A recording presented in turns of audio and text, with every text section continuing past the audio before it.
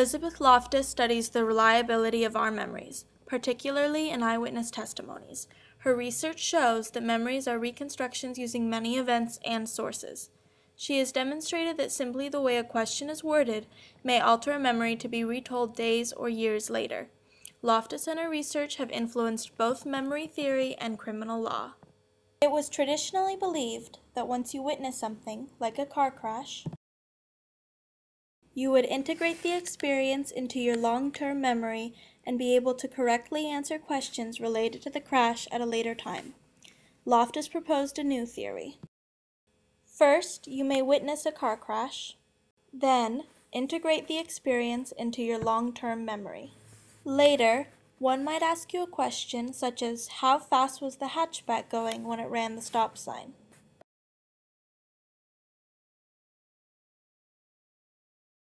Though there was no stop sign at the intersection, you would subconsciously integrate this fact into your memory of the crash.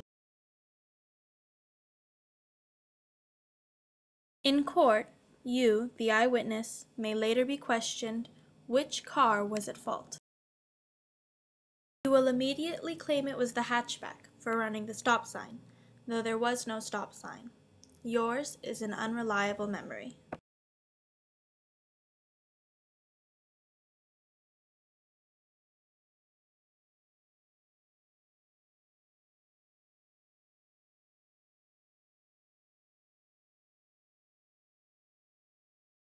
In her first experiment, Loftus showed several participants a clip of a 5-car pileup caused when the first ran a stop sign. She then separated the participants into 2 groups. They answered identical questionnaires with one exception. One question included the mention of a stop sign, while the other did not. When later asked of the existence of a stop sign, the differing results from each half proved significant. Loftus repeated this in a later experiment with slight changes.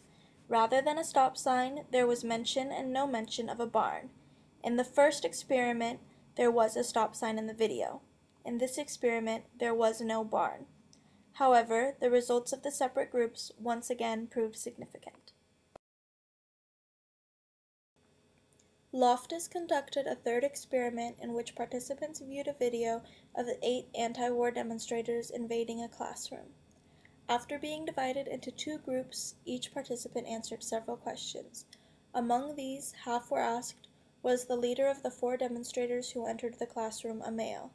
The rest were asked, was the leader of the 12 demonstrators who entered the classroom a male? The presuppositions in these questions were 4 and 12.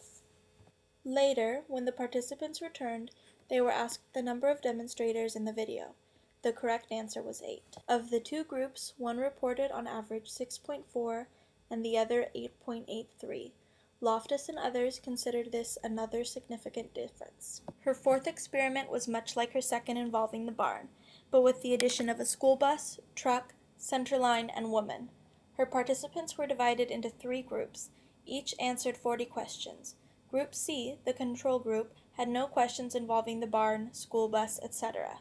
Group D did, but the questions were direct. Did you see a barn?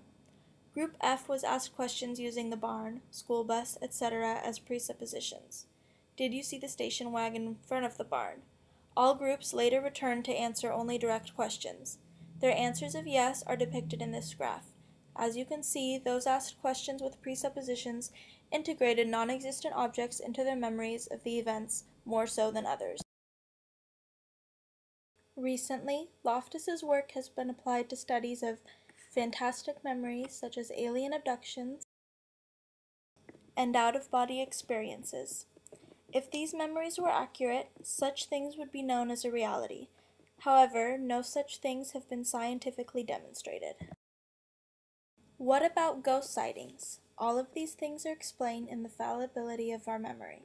Professor Christopher C. French studies the ability of our brains to create memories such as these, and his research has easily coincided with the studies of Elizabeth Loftus.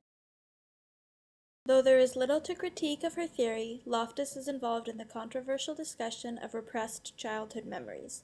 Loftus disagrees with the possibility of such repressed memories for 2 reasons. 1. Repressed memories are often of the traumatic sort, and studies show that it is traumatic events that are most memorable.